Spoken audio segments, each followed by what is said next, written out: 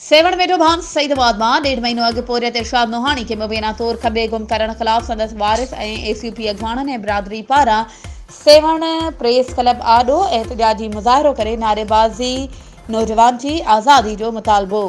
इन मौके ते नौजवान के वालिद मोहम्मद हाशिम नोहानी अमड़ शरीफा भेण दुआ एसीपी अॻवान अब्दुल गफ्फार नोहानी अला बख्श भेण गुलशन नोहानी ऐं ॿियनि मीडिया सां ॻाल्हाईंदे चयो त असां यूसी झांगारा जे ॻोठ निगावल वासी आहियूं ऐं असांजी बिरादरी जे पोरियत नौजवान इरशाद नोहानी 28 जनवरी ते कंहिं कम सां भान सईदाबाद शहर वियल हो, जंहिंखे मुबैना तौर ते खंभे गुम करे छॾियो आहे। संदसि को ॾस पतो नथो मिले त हू किथे आहे। हिन वक़्तु संदसि वालिद भी बीमार आहे। जेकॾहिं इरशाद नोहानी के ॾोह में मुलविस आहे त खेसि ज़ाहिर करे अदालत आॾो पेश कयो वञे। मुज़ाहिरीन सुप्रीम कोर्ट जे चीफ जस्टिस ऐं मुख़्तलिफ़ आला इदारनि जे अख़्तियारनि खां मुतालबो कयो त नौजवान खे आज़ाद कयो वञे। ॿी सूरत में सख़्त एहतजाज करे इंडस हाईवे ब्लॉक कयो वेंदो जेसीं ताईं खंभे गुम कयल नौजवान पोरियत खे ज़ाहिर नथो कयो वञे।